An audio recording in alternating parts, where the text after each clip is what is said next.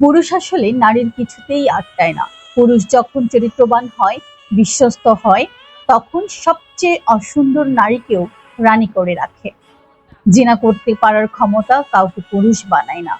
একটার পর একটা গার্লফ্রেন্ড পাল্টানো কারো পুরুষত্বের ক্রাইটেরিয়া নয়।